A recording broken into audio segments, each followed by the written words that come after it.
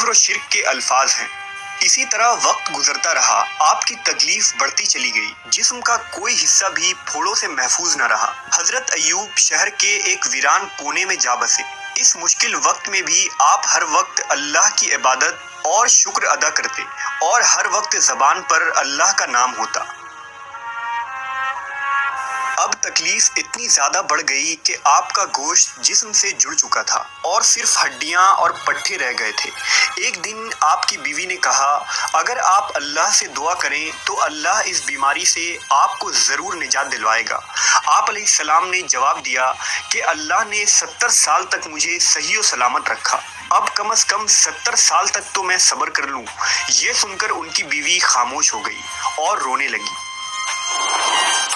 एक दिन का वाकया है कि हजरत अय्यूब के भाई उनसे मिलने आए और दूर खड़े होकर कहा कि अगर आपके अंदर कोई भलाई होती तो इस तरह बीमारियों में मुब्तला न होते, जिस पर हजरत अय्यूब बहुत गमज़दा हुए। रिवायतों के मुताबिक हजरत अय्यूब इस बीमारी में 18 साल तक तकलीफ में रहे। एक कौल के मुताबिक 3 साल और एक के मुताबिक 7 साल तक।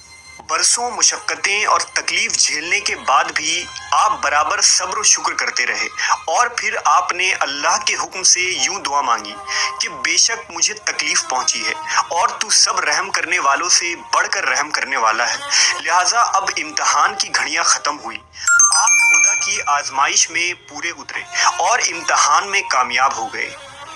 हजरत अय्यूब की दुआ बारगाह इलाही में कबूल कर ली गई।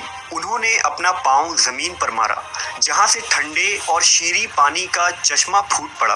फिर आपने अपने कमजोर और लागर जिस्म को गोया उस चश्मे के पानी पर डाल दिया। जैसे जैसे जिस्म पर पानी पड़ता, जिस्म में तवानाई आती जाती। आप देर तक नहाते रहे, यहाँ तक कि मुकम्मल तौर पर सेहतमंद हो गए। हजरत अय्यूब के लिए अल्लाह ने जन्नत से जोड़े भेजे, जिसे आपने पहन लिया और वहां से हटकर एक तरफ बैठ गए। इस दौरान आपकी बीवी वहां मौजूद नहीं थी। जब उनकी बीवी वहां तशरीफ लाई तो उन्हें पहचान न सकी। उन्होंने आपसे ही पूछा कि ए अल्लाह के बंदे, यहाँ एक आफत ज़दा शख्स होता था, वो कहाँ गया? इस पर हजरत अय्यूब ने फरमाया कि मैं ही अय्यूब हूँ। उन्होंने अर्ज किया, ए अल्लाह के बंदे, आप मुझसे मजाक करते हैं। हजरत अय्यूब ने कहा, मैं ही अय्यूब हूँ, अल्लाह ने मुझे मेरा जिस्म लौटा दिया है। अल्लाह के मुआजिज़े से, उस पानी की बरकत से हजरत अय्यूब और उनकी ज़ोजा दोनों सेहतमंद होकर फिर से जवान हो गए। आप अपनी बस्ती में वापस लौट आए।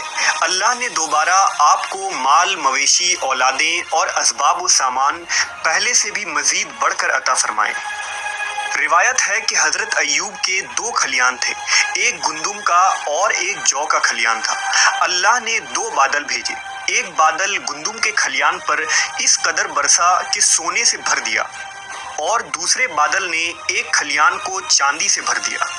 हजरत अय्यूब ने 4 पुश्तों तक अपनी नस्ल को फैलते देखा और 140 साल की उम्र में आपकी वफात हुई।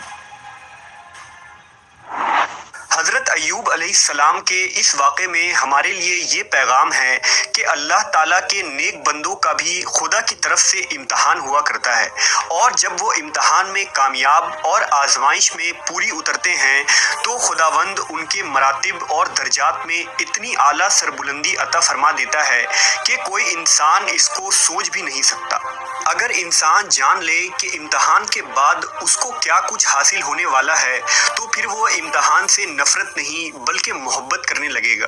सब्र करना पैगंबरों की सिफत है। सब्र जिंदगी के आदाब सिखाता है। सब्र बंदे को असफल से आला की जानिब ले जाने वाली कुव्वत है।